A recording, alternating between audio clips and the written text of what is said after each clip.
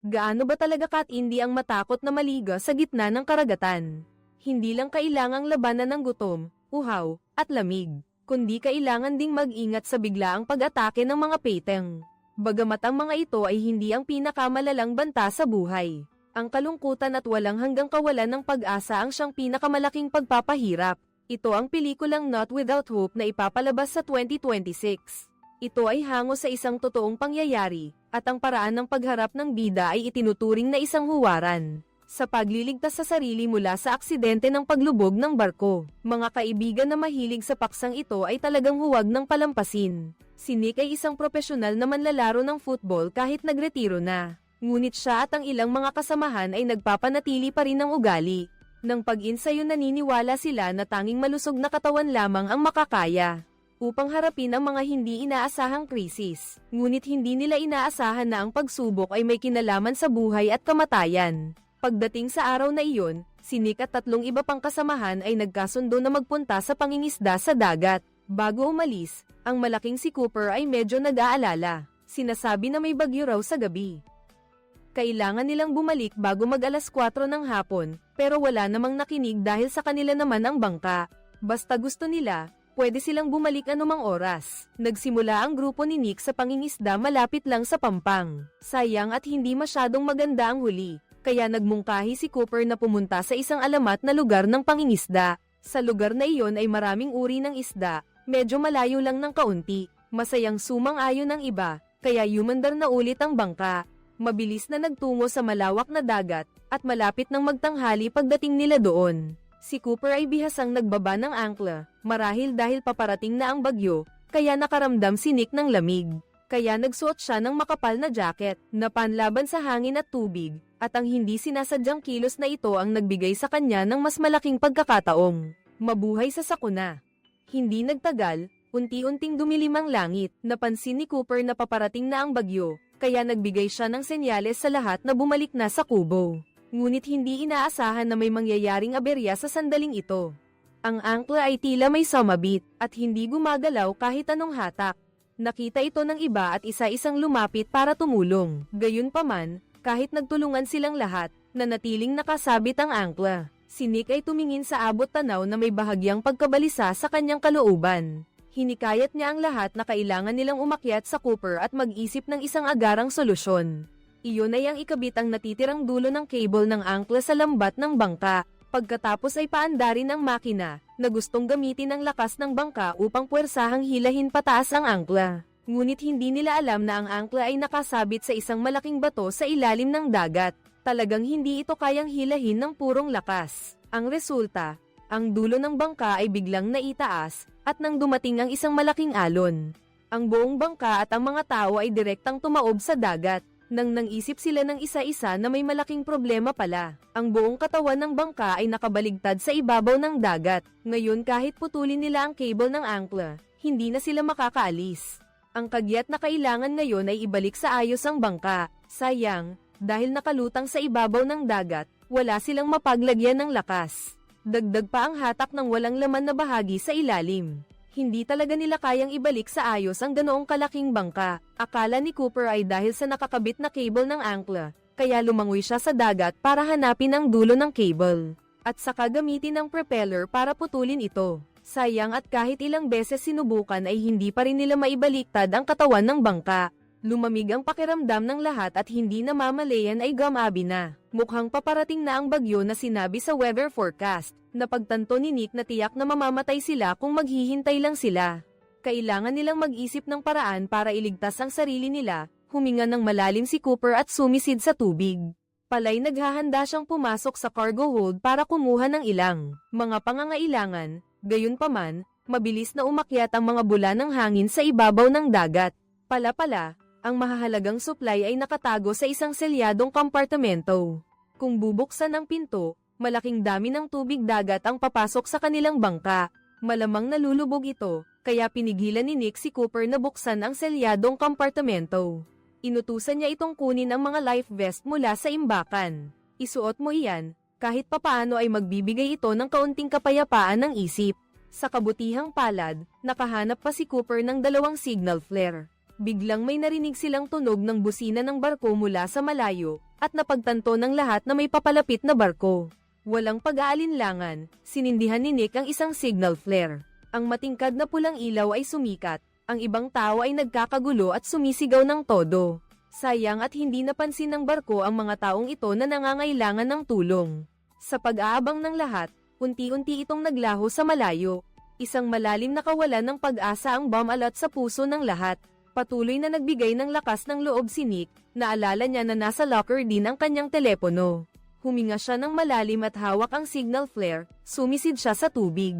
Sa pagkakataong ito, may liwanag, matagumpay na nakuha ni Nick ang bag na may lamang telepono. Ang waterproof bag ay buo pa rin, magagamit pa ang mga telepono ng lahat. Ngunit mabilis nilang napagtanto nang may paghihirap na sila ay nasa gitna ng dagat. Walang signal ng telepono kaya't iminungkahi ni Nick na mabilis na patayin ng lahat ang kanilang mga telepono. Upang hindi maubusan ng baterya biglang may malaking alon na dumating. Lahat sila ay nahulog sa tubig, ang bagyong kinatatakutan nila ay dumating na. Pinangunahan ni Nick ang pag-akyat pabalik sa bangka, ang susunod na bahagi ang pinakamahirap. Malakas na hangin at malakas na ulan ang walang tigil na humahampas sa kanila. Kahit ang normal na paghinga ay naging napakahirap, biglang naging kakaibang tahimik ang paligid. Kahit ang tubig ulan ay naglaho ng kakatwa. Nagtataka ang lahat habang nakatingin sa paligid, isang dambuhalang alon lamang ang nakita nilang papalapit. Pagkalipas ng ilang minuto, hirap na nakalabas sa ibabaw ng dagat ang grupo ni Nick. Sa pagkakataong ito, hindi na nila alam kung saan napadpad ang bangka na tumaob. Tensyonado ang lahat habang naghahanap sa paligid, sa wakas may nakakita sa bangka sa hindi kalayuan. Ito ang tanging pag-asa nila para mabuhay. Kung patuloy silang lulutang sa dagat, ang patuloy na pagbaba ng temperatura ng katawan ay maaaring pumatay sa sinuman. Si Will ay nakatayo sa bangka at patuloy na tinatawag ang iba upang marinig nila at matukoy ang direksyon. Sa wakas ay maswerte siyang nakabalik sa bangka nang walang anumang panganib. Gayunpaman, si Cooper ay mukhang hindi maganda, patuloy siyang bumubulong sa sarili. Minsan pa nga ay sumisigaw, agad na napagtanto ni Nick na ito ay sintomas ng hypothermia. Hindi siya nag-atubiling sindihan ang huling flare. Ito lang ang paraan para makapagbigay ng init. Sayang, hindi pa rin gumaganda ang kalagayan ni Cooper. Nagsimula pa siyang maging marahas sa kanyang mga kasamahan. Nalito ang lahat at wala silang nagawa kundi ang mahigpit siyang pigilan. Bumagsak ang mga patak ng ulan, mas malakas at mas makapal. Nakaramdam si Cooper ng pagiging sariwa mula sa dalisay na tubig. Sa wakas ay medyo gumanda na ang kanyang kalagayan. Sa puntong ito, ang mga miyembro ng pamilya ni Nick ay nag-aalala. Sa katunayan, dapat ay nakarating na sila sa bahay. Lalong lumalakas ang bagyo sa labas, ngunit hindi pa rin makontak ang telepono. Nakita ng isang opisyal ng patrol ang sasakyan ni Nick sa tabing dagat, at sinabi sa kanya ng kanyang nakaraang karanasan. Ang mga taong naglayag sa ganitong klase ng masamang panahon, dapat ay bumalik na ng maaga at napagtanto na may kakaiba. Naiulat mo na ba ito sa Coast Guard? Sa oras na ito, tumawag din ang telepono ng asawa ni Nick sa pulisya. Sinabi niya na ang kanyang asawa at 3 kaibigan ay naglayag para mangisda, at hindi pa rin nakakabalik. Ang opisyal na si Kapitan Timothy ay napakunot ang noo. Ang bangka na kanilang sinakyan ay hindi talaga makakayanan ng panahon. Sa ganitong unos, kahit na ang mga taong ito ay may malalakas na pangangatawan.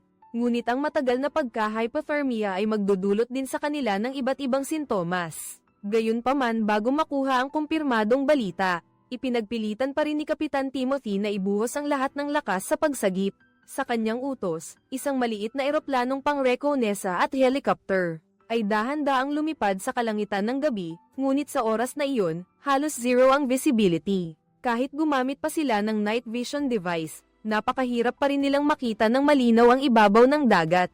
Dagdag pa ang malakas na pagbuhos ng ulan, ang paghahanap sa kanila ay halos parang paghahanap ng karayom sa dagat. Tinanong ni Kapitan Timothy ang asawa ni Nick kung mayroon bang anumang bagay na maaaring magamit sa paglocate. Samantala, iniulat ng piloto na lalo pang lumalakas ang hangin, at nagiging walang silbi na rin ang radar dahil sa malalakas na alon. Naramdaman niyang hindi na kailangang magpatuloy pa sa paghahanap, nang handa na sanang mag-utos ang kapitan na umatras. Sa wakas ay nakatanggap ng magandang balita ang asawa ni Nick. Nakahanap siya ng isang kagamitan sa pagtukoy ng lokasyon ng pangingisda, na nagpapakita ng serye ng mga coordinate, na siyang madalas puntahan ni Nick sa pangingisda. Agad na lumipad ang helicopter patungo sa lokasyon ng binaligtad na bangka matapos matanggap ang utos. Ngunit sa kasalukuyan, ang grupo ni Nick ay naghihirap pa rin. Sa gitna ng malalakas na alon, hindi lang si Cooper, kundi pati ang iba pa niyang mga kasamahan ay nagpapakita na ng sintomas ng hypothermia. Ang bangka ay parang dahon na nakalutang sa ere, umuga pa kanan at pakaliwa, kaya paminsan-minsan may nahuhulog sa dagat. Gayunpaman, hindi na makakaahon si Cory sa pagkakataong ito. Si Nick ay nakaluhod sa bangka at walang tigil na sumisigaw, ngunit ang tanging tugon sa kanya ay ang pagtaas-baba ng mga alon. Biglang may narinig na tunog ng makina ng eroplano sa himpapawid. Ang lahat ay nanginginig sa pagkasabik, nakakita sila ng isang helicopter na mabilis na lumilipad patungo sa kanila. Gayunpaman, napakaliit talaga ng bangkang ito. Sa ilalim ng takip ng mga alon, halos hindi ito makita. Mula sa itaas, umikot-ikot ang helicopter ng ilang beses. Ngunit hindi pa rin ito natukoy ang presensya ng grupo ni Nick. Sa huli, inutusan ni Captain Timothy na umatras. Dahil batay sa nakaraang karanasan, malamang na lumubog na ang mga taong ito sa ilalim ng dagat, kasama ang bangka. Gayunpaman, hindi rin naman siya basta-basta sumuko, at ipaalam sa mga barko sa kalapit na dagat na tumulong. Tandaan na pansamantalang hindi pinamamahalaan ng dagat ang mga taong ito ay magsisikap na maghanap at magligtas. Kung paano sa puntong ito si Nick ay naiwan na lamang ng matinding kawalan ng pag-asa. Biglang may lumitaw na malaking alon sa pagkakataong ito ay si Cooper naman. Naubusan na ng lakas at hindi na makataas pa. Sa loob lamang ng isang gabi ngayon sina Nick at Will na lamang ang dalawang nakaligtas. Patuloy silang sumisigaw sa dagat umaasang maririnig sila ni na Cooper. At babalik sila ngunit malinaw sa kanilang dalawa na mawawala na sila ng tuluyan. Si Nick ay magdadagdag pa ng damit. Kung wala itong mahabang coat, baka kinuha na rin ng malamig na tubig dagat. Ang malaking bahagi ng init niya biglang umuga ng bahagya ang bangka. Nang makatayo silang dalawa, napansin nilang may dalawang peteng na nagpapaikot-ikot. Sa paligid, hula ni Nick ay ang mga paint sa lalagyan ng isda. Ang nakahikayat sa malalaking halimaw na ito, kailangan lang nilang manatili sa bangka at manahimik. Si Will ay nanginginig sa simula, matapos marinig ang paliwanag ni Nick, unti-unti rin siyang nakabawi ng kalmado. Malakas ang kagustuhang mabuhay ni Nick, nangako siya sa kanyang asawa at mga anak, kaya kailangan niyang mabuhay at makabalik sa kanila. Umaasa siyang hindi rin sisuko si Will, sa pagyakap nila sa isa't isa para magpainitan ay may pag-asang mabuhay. Bagamat lumipas na ang bagyo, malalakas pa rin ang alon sa dagat. Paminsan-minsan ay nahuhulog sila sa dagat, at sa bawat pag-ahon ay nauubos ang kanilang lakas. Napagtanto ni Nick na hindi ito ang paraan, kaya nakahanap siya ng lubid mula sa ilalim ng bangka. Ikinabit niya ang katawan nilang dalawa sa gilid ng bangka, sa ganitong paraan ay maiiwasan nilang mabagsak ng alon. Sa puntong ito, napagtanto na rin ng pamilya ni Nick ang bigat ng sitwasyon. Isa-isa silang sumugod sa opisina ng Coast Guard. Sa katunayan, hindi na kailangan pang magmadali sila dahil pagkatapos lang ng bagyo, ay nagpadala na sila ng helicopter para ipagpatuloy ang paghahanap. Sayang, ang sitwasyon na kanilang kinaharap ay pareho pa rin sa dati. Kahit pa lumipad ang eroplano sa itaas nila, kung walang signal, ang dalawang tao ay naglalayag sa alon ng dagat at napakahirap makita. Paulit-ulit na pag-asa at pagkabigo, si Will ay halos bumigay na habang nasa bangka. Ngayon, mahigit 20 oras na kayong dalawa na hindi kumakain o umiinom. Nagpasya siyang sumugal kahit paano, mamamatay din naman kami. Kahit na mariing pinigilan siya ni Nick, sumisid pa rin si Will sa tubig. Nagpasya siyang magpakabuhay panganib, posibleng lumubog ang bangka. Binuksan niya ang selyadong compartment para kumuha ng ilang pagkain, at nang umangat si Will sa tubig, nakakuha siya ng isang bote ng energy drink, kasama ang isang pakete ng chips. Iyon ang pinakamahusay na mapagkukunan ng enerhiya at nutrisyon. Habang kumakain sila, hindi rin nila nakalimutang buksan ang kanilang telepono. Sayang, wala pa ring signal dito. Biglang tumitig si Will sa harapan. Sa gitna ng puting hamog, bahagyang nakita ang hugis ng isang barko. Naging kalma daw si Nick at kinumpirma na hindi ilusyon ang nakita niya. Sabay silang nagdesisyong tumalon sa bangka at lumangoy patungo doon. Kahit paano, hindi sila makakaligtas ngayong gabi, kaya mas mabuting samantalahin ang pagkakataong ito para tumaya. Isang pagkakataong mabuhay. Sa kasamaang palad, mabilis nilang napagtanto na ang malaking barko. Sa harapan ay lalong lumalayo habang papalapit sila, at sila mismo ay nawawala na sa direksyon. Hindi na rin nila makita ang orihinal nilang bangka. Si Nick ay nakabalikwas na lang sa likod, naglangoy pabalik. Ang paghabol pa sa pampasaherong barko ay tiyak na hindi na posible. Buti na lang at nakapag-isip sila sa tamang oras kaya hindi pa sila masyadong nakalayo sa bangka. Pagkaakyat nila muli, nagsimulang magpanik si Will. Marahil ang bigla ang pagkilos kanina ay nakapag-ubos ng labis na lakas. Humiga siya ng hingal na hingal sa kubo, bumubulong tungkol sa sitwasyon nang makilala niya ang kanyang asawa. Si Nick na nasa tabi ay nagpakita ng sakit, tila alam na niya ang susunod na mangyayari. Nakita na lang si Will na tinatanggal ang lubid sa kanyang baywang. Talagang gusto na lang niyang sumisid sa tubig, malinaw na nawalan na siya ng pag-asang mabuhay. Kahit gaano pa magsikap si Nick, hindi niya mailigtas ang isang taong nawalan na ng pag-asang mabuhay. Sa huli, ang katawan ni Will ay naglaho sa gitna ng malalakas na alon. Lumuhad si Nick sa sahig ng barko at umiiyak ng malakas, nanlalamig ang kanyang katawan at hindi niya maisip ang hinaharap. Tanging oras lang ang patuloy na mabilis na lumilipas, bumagsak na ang gabi. Nang makabalik sa sarili si Nick, bigla siyang nakakita ng liwanag sa harapan. Nang makumpirma niyang hindi ito ilusyon, sumigaw siya hanggang sa mangalay ang kanyang boses. Ngunit napagtanto niya sa paulit-ulit na pagkabigo na ang pagsigaw niya sa pagkakataong ito ay walang saysay. Ang bahagyang magulong isip ni Nick ay muling naging payapa, walang pag-asa, natural na wala ring pagkadismaya. Hindi niya alam kung gaano nakatagal nang magsimulang sumikat ang araw. Ito na ang ika-37 oras na si Nick ay inanad sa dagat. Paminsan-minsan ay lumilitaw sa isip niya ang mga larawan ng kanyang mga mahal sa buhay. Nalaman ng lalaki na naabot na niya ang kanyang limitasyon. Tahimik niyang tinanggal ang lubid sa kanyang baywang. Handa nang sumama sa alon at lumubog sa kailaliman ng dagat. Biglang may dumaang bangkang demotor. Pala ay ang team ng rescue sa dagat ang nakakita kay Nick. Si Captain Timothy pagkatapos niyang matanggap ang balita ay agad na nagpadala ng rescue team. Nang makita niya ang bangka at helicopter na umiikot sa tabi niya, halos hindi makapaniwala si Nick sa kanyang mga mata, siya ay himalang nailigtas. Sa oras na iyon, ang asawa at ina ni Nick ay halos mawalan na ng pag-asa. Nang matanggap nila ang balita na buhay pa si Nick, sila ay sabay-sabay na naiyak sa tuwa. Nakakaawa naman ang mga pamilya ng tatlong iba pa. Ang hinihintay nila ay puro masasamang balita lang. Nasunod-sunod, ito ang buong nilalaman ng pelikulang Not Without Hope. Kung nagustuhan ninyo, huwag kalimutang mag-like at mag-subscribe sa channel para suportahan kami, mga baliw sa pelikula. Salamat sa inyong pagtangkilik at panonood. Paalam at kita-kits!